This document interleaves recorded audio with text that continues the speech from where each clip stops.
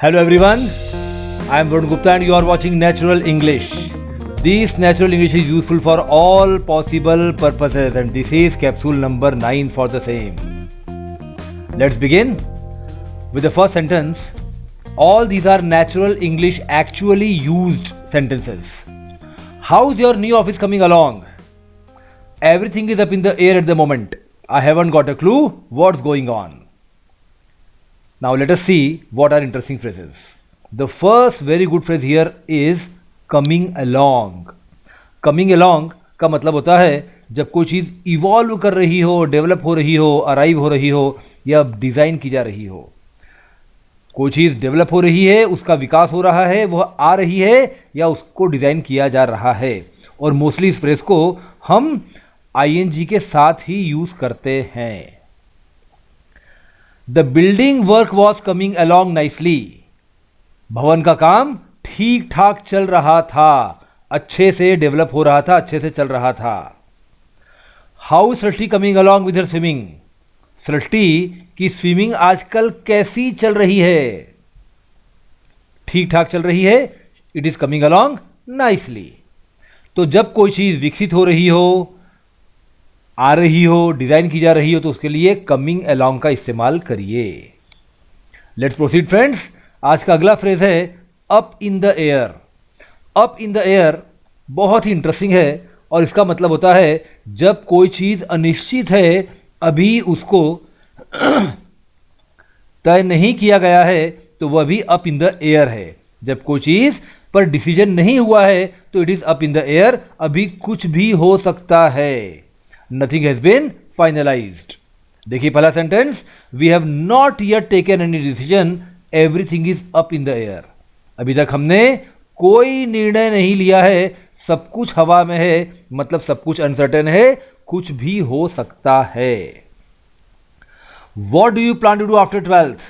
12th के बाद आपकी क्या करने की योजना है? Everything is up in the air. अभी तक मैंने कुछ भी डिसाइड नहीं किया है. राइट? तो everything is up in the air का मतलब हो सकता है nothing is certain, nothing is settled. कुछ भी तय नहीं किया गया है. Everything is up in the air. Haven't got a clue हम पहले पढ़ चुके हैं पिछले कैप्सूल में. Not to get a clue का मतलब होता है not to understand clearly, not to have any idea, या हिंदी में कहें तो भनक नहीं पड़ना. उसको भनक तक नहीं पड़ी. He did not gate a clue.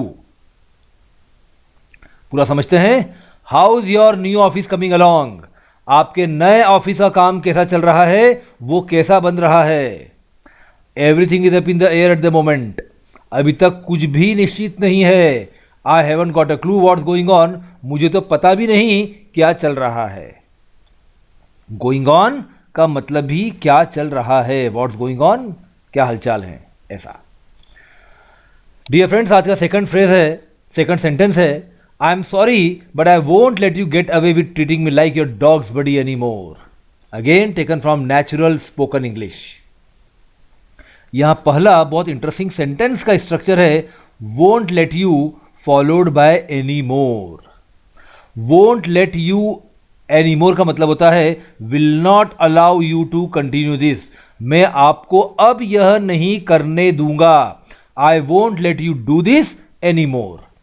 बहुत ही इंटरेस्टिंग सेंटेंस है, बहुत यूजफुल है स्पोकन में भी और राइटिंग में भी. देखिए, the faceless assessment system won't let Taxmann cheat the tax payers any more. आपको पता होगा कि अभी सरकार ने इनकम टैक्स में और जीएसटी में फेसलेस असेसमेंट सिस्टम इंट्रोड्यूस किया है, जिसके अंतर्गत टैक्स पेयर्स और टैक्स ऑफिसर्स ये दोनों आमने सामने नहीं होंगे. इनका पूरा कम्युनिकेशन इंटरनेट के थ्रू होगा, ईमेल के थ्रू होगा. तो यह जो फेसलेस असेसमेंट सिस्टम है, it won't late Taxmann cheat the tax payers any more. अब वो टैक्स पेयर्स को ज़्यादा चीट नहीं कर पाएंगे. पहले क्या होता था कि फाइल सही होती थी, फिर भी गलत नोटिस भेजकर उसका सेटलमेंट कर दिया जाता था पैसे लेकर. लेकिन अब यह काम नहीं हो पाएगा. It won't late Taxmann cheat the tax payers any more. अब टैक्स ऑफिसर्स टैक्स पेयर्स को चीट नहीं कर पाएंगे. New India won't let China occupy Indian land any मोर. हमने देखा था 1962 से लगातार चाइना हर साल कुछ ना कुछ ऑक्यूपाई किया करता था, लेकिन जो अभी हुआ 2020 में, उसके बाद लगता है ऐसा कि ये नया भारत है, यह चाइना को भारतीय जमीन को और अधिक कब्जाने नहीं देगा. It won't let China occupy Indian land any more. Get away with. अब देखिए, to manage to do something bad without getting punished. कोई गलत काम करना और बिना सजा के निकल पाना. आपने कोई गलती की, आपको पता है कि आपने गलती की, फिर भी न तो आपको सजा मिली, न किसी ने आपको क्रिटिसाइज किया. इसका मतलब यह है कि you have been able to cleanly get away with your misdeeds.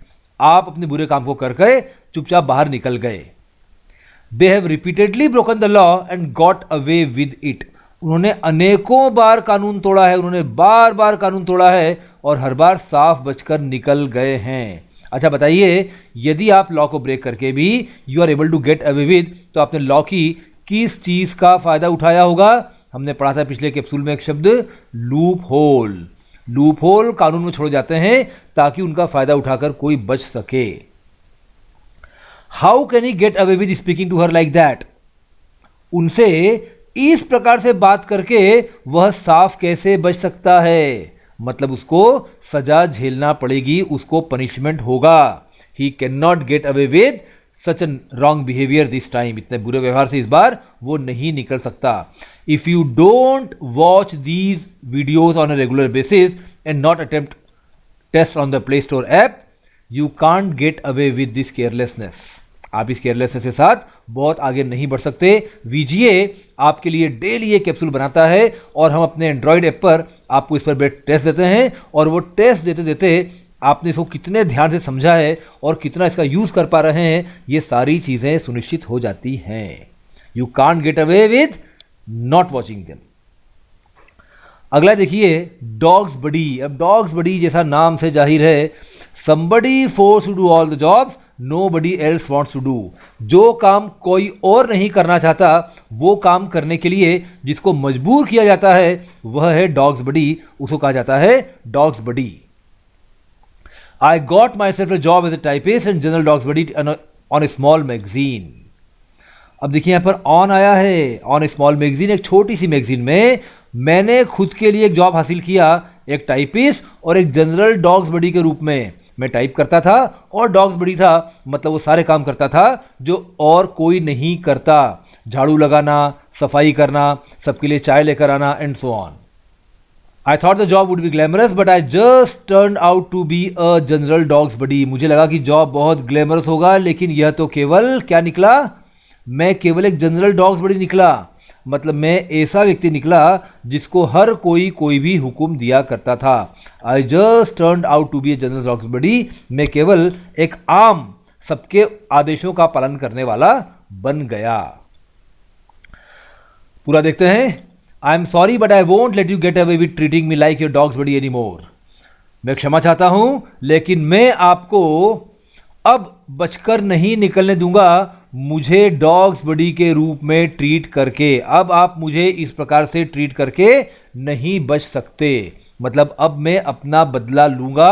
अब मैं इस बात को ऊपर तक पहुंचाऊंगा, जिसे आजकल के कॉर्पोरेट वर्ल्ड में कहा जाता है एस्केलेट. मैं इसको एस्केलेट करूंगा, मैं ऊपर तक अपनी शिकायत पहुंचाऊंगा. आज का अगला सेंटेंस है, initially he was taken on just as a general dogs buddy which is why no one can get over his promotion to regional manager. Initially, he was taken on just as a general dogs buddy, which is why no one can get over his promotion to general manager. पहला यहां phrase है taken on as. अब taken on as का मतलब होता है recruited as, appointed as. किसी को किस रूप में नियुक्त किया गया है. He has been taken on as that.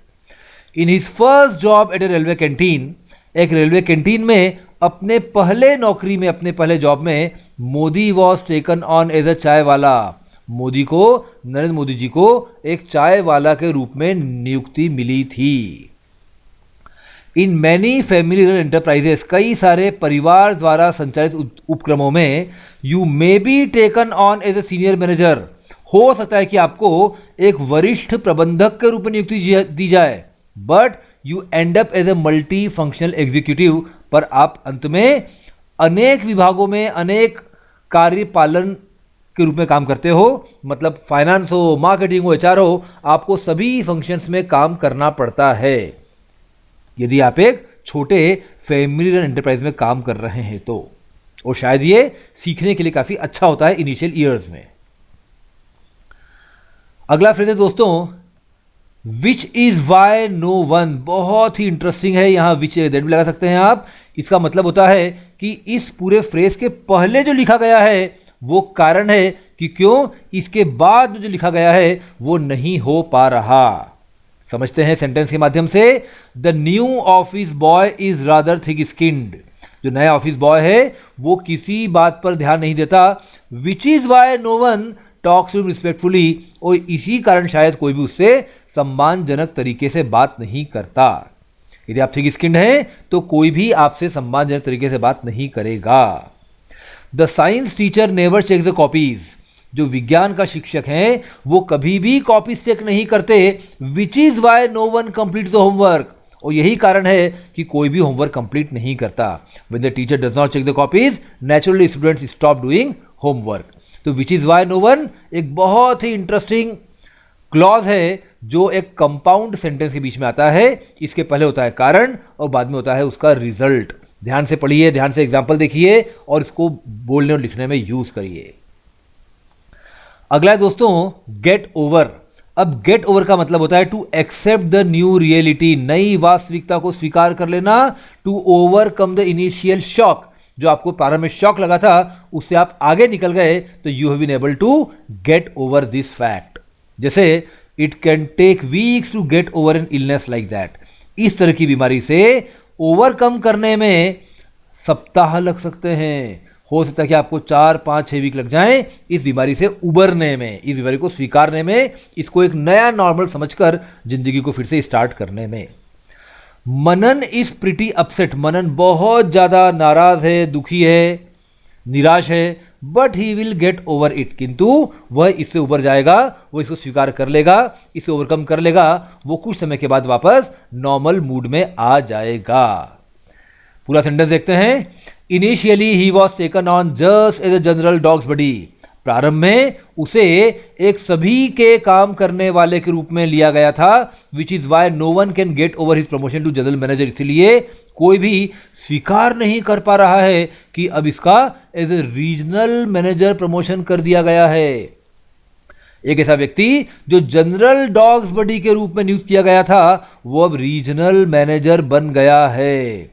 दोस्तों लाइफ में यदि आप काम करते रहें तो निश्चित तौर पर आपकी तरक्की होती रहती है and people will really be surprised. But the secret is काम करते रहें, नियम से करते रहें और रिवाइज करते रहें। और यही चीज आपको इन वीडियोस के साथ भी करना होगी। नियमित रूप से देखते रहें, नोट्स बनाते रहें, रिवाइज करते रहें and I am very sure you will be able to achieve your target. I invite your feedback. Comments देते रहें और आपके जो भी सजेशंस हों, ये जो सुझाव आप देना चाहें, आपसे रिक्वेस्ट मुझे व्हाट्सएप करें या ईमेल करें। आपके सजेशंस का वेलकम है। Thank you, all the best, enjoy.